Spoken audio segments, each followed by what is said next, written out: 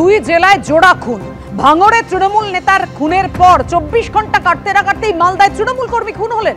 ইংরেজ বাজারে জন্মদিনের পার্টিতে ছিলেন ওই তৃণমূল কর্মী, কুপিয়ে খুন করা হলো তাকে বন্ধ ঘরে। আবুল কালাম আজাদ তিনি খুন হয়ে গেলেন। আবুল কালামের স্ত্রী সহ আরো 3 জন গুরুতর আহত। তৃণমূলেরই নেতা মাইনুল শেখের বিরুদ্ধে খুনের অভিযোগ। জমির কারবারি কাজীগ্রাম গ্রাম পঞ্চায়েতের সদস্য মাইনুল শেখ এবং মাইনুলকে জমি মাফিয়া বলেই আক্রমণে খোদ দলেরই ব্লক সভাপতি। পঞ্চায়েত ভোটে কংগ্রেসের হয়ে জিতে পরে তৃণমূলে যোগ দেন মাইনুল শেখ। কিন্তু কেন দলে নেওয়া হয়েছিল এই মাইনুলকে, প্রশ্ন তৃণমূলেরই ব্লক সভাপতি।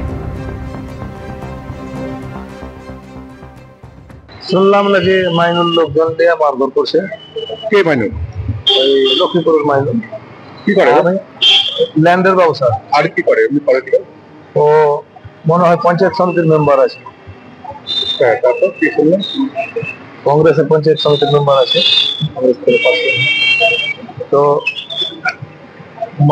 মারধর করে। তো ওর সঙ্গে যেগুলো ছেলে ছিল, আমার ছেলে গিয়েছিল ওখানে একটা অনুষ্ঠান, জন্মদিনের অনুষ্ঠান ছিল। আমার ছেলেকে নিমন্ত্রণ করেছিল লক্ষ্মীপুরে। আমি যখন রাত 11:30টায় ফোন করি তো বলছি আমি এখানে নিমন্ত্রণে এসেছি, আমার সঙ্গে বন্ধু বান্ধব আছে। এই রাত 11:30টা ফোন করার পরে আর ফোন নাই, মোটামুটি 12টার দিকে ঘটনা ঘটতে লেগেছে। মালদার ইংরেজ বাজারে জন্মদিনের পার্টিতে খুন করা হলো এক তৃণমূল কর্মীকে, আর এই ঘটনায় জড়িত অভিযোগে গ্রেপ্তার করা হলো এক তৃণমূল নেতাকে। এবং ইতিমধ্যেই কিন্তু একাধিক প্রশ্ন এই ঘটনায় উঠতে শুরু করেছে। এই তৃণমূল কর্মী এবং ওই তৃণমূল নেতা তারা একসঙ্গে একটি জমি ব্যবসায় যুক্ত ছিলেন, কিন্তু কি কারণে খুন তা জানতে পুলিশ ঘটনার তদন্ত শুরু করেছে। এখনই আপনাদের আসার কিছুক্ষণ আগে জানতে পেরেছি এই ধরনের একটা ঘটনা আমার ব্লকে ঘটেছে।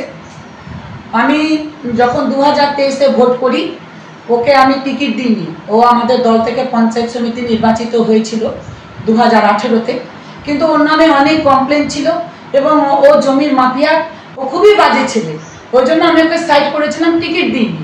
তারপরে কার নেতৃত্বে কে বা কারা জয়েন করেছে আমি জানি না, তবে আমি ব্লক প্রেসিডেন্ট হিসাবে ওকে জয়েন করাইনি। আমি জানি ও কংগ্রেসেরই মেম্বার, ও তৃণমূলের মেম্বার নয়।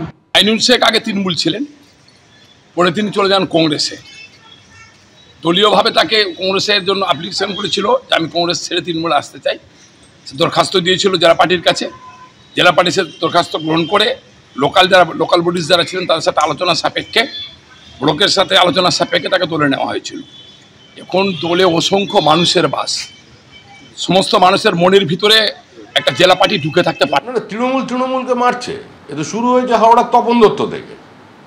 2011 সালে তথাকথিত ক্ষমতার পালাবদলের পর তপন দত্তর স্ত্রী প্রতিমা দত্ত অভিযোগ করেছিল তৃণমূল কংগ্রেসের বিরুদ্ধে এবং তিনি সিবিআই তদন্ত চেয়েছিলেন। অনেক দিন পরে সিবিআই তদন্ত শুরু হয়েছে।